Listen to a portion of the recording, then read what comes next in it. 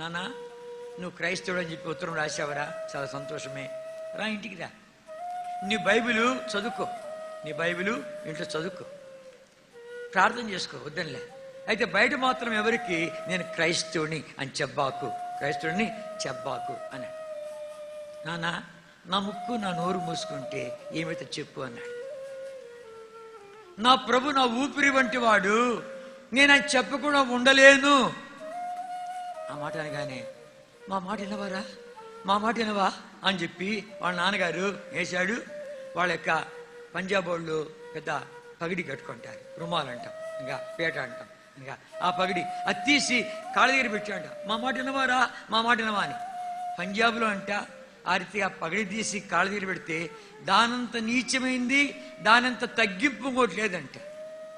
దైవజుడు భక్సింగ్ గారు ఆ సంగతి చెప్పేటప్పుడు గద్గద స్వరం చెప్పేవాడు, నానా ఆ పని చేయబాకు అంటుంటే నాకు పెద్ద తెలిసింది కాదు కాబట్టి ఆ రీతి నేను ట్రాన్స్లేట్ చేయలేని వాడిని.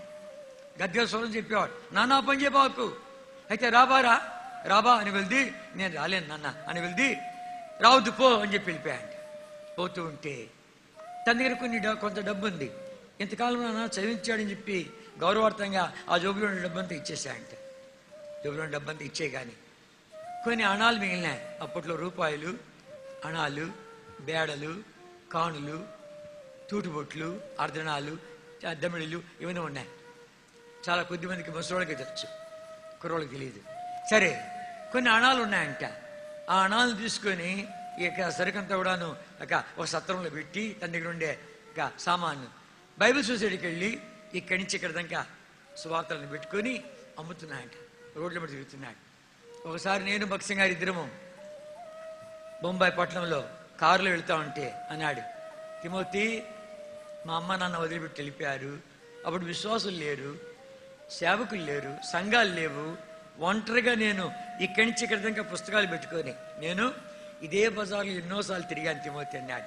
నా కళ్ళ నీళ్ళు వచ్చాయి. అనగా ఒంటరిగాడు, ఎవడన్నా రా మాట్లాడు నాన్న వాళ్ళు చెప్పి ఇదేందో అని చెప్పి రా టీ తాతామంటే ఆ దినానికంతా టీ ఒకటే భోజనం, ఎవడన్నా బిస్కెట్ ఏదైనా ఇప్పిస్తే అదే కనుక అలా స్వార్థ అందిస్తూ వచ్చాడు.